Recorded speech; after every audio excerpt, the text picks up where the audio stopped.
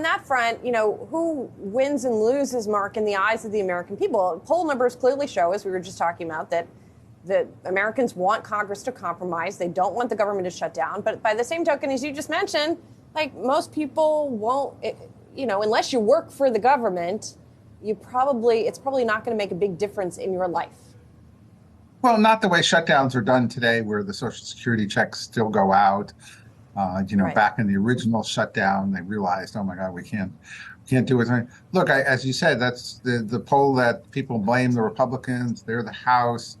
What is a compromise? Is a clean bill a compromise? Is a compromise what McCarthy's been working out? Is a compromise what the Senate has been working out? Look, there are a lot of people, including the Problem Solvers Caucus, that's been working on solutions to this.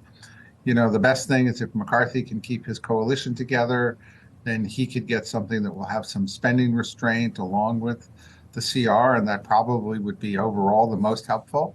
And if that doesn't happen, then the question is whether McCarthy is going to put his speakership at jeopardy by letting people go with a Democratic bill, or whether it's going to come from the Senate. One way or the other, I don't think it's going to go the way of the UAW. Well, one interesting, Mark, I just want to emphasize that last point you made, because Speaker McCarthy, he's in this interesting position where he's dealing with Democrats on the one hand, but now also some Republican members throwing up these obstacles. I mean, how unusual is that? And just to follow on to your point there, I mean, how secure do you think McCarthy is in his position? Well, it's not unusual at all in the Republican caucus. They've deposed a number of speakers and have had trouble acting, in full unison. I think the Democrats under Pelosi, they were more successful when they put things to the floor. They passed. And so, McCarthy's speakership, I think, is in some jeopardy, but there's no replacement for McCarthy. Scalise, who would be the number 2 person, unfortunately is suffering from cancer. So at the end of the day, I think he's likely to keep his post. I think he's more likely than not to solve the problems in front of him.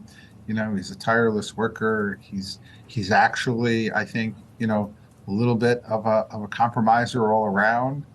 That's what's kept him in his position so far. But the Republican caucus has a history of throwing their speakers out.